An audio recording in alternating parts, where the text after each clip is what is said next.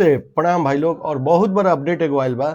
जी हाँ, बहुत बड़ा अपडेट। विजय चौहान खुशबू कुमारी के आवाज में जे गाना के नाम बा हीरोइन जैसन। जी हाँ, ये बहुत बड़ा अपडेट बा। वो लोग के डिस्प्ले में चलत हुई और वो लोग देखत हो गए। तो ये गाना के बोल बहुत प्यारा बा, हीरोइन जैसन। अब गाना भी बहुत तगड़ा बा, अभी भी रिलीज भइल बा टेकमी ग्लोबल म्यूजिक पे। टेकमी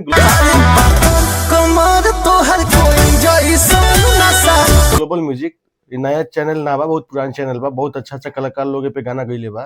तो ये गाना बहुत ही दमदार, बहुत ही बवाल गाना हिट हुई। काहे कि इ गाना के बोल बहुत अच्छा बा, वो लोग सुनी लोग। गाना के लिखले बारन धर्मेंद्र यादव और म्यूजिक दिले आर्या शर्मा। जी हाँ, जे खेसारी जी, पवन जी, सबके बड़ा बड़ा म्यूजिक आर्या शर्मा देवलन। बहुत ही बड़ा लेवल के गाना बाटे।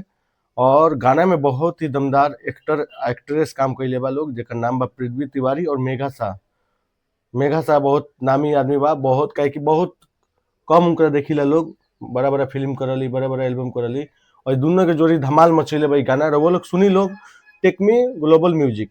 जी हाँ, टेकमी ग्लोबल म्यूजिक के प्रोड्यूसर हवन आर्यन ठाकुर जी। जी हाँ, और ये गाना के लेवल टेकमी बा। और चैनल के नाम याद रखें, टेकमी ग्लोबल म्यूजिक।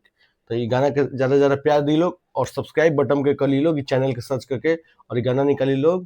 भूलेम ना हीरोइन जैसन और टेकमी ग्लोबल म्यूजिक। चलिए, प्रणाम, नमस्ते, हर हर महादेव।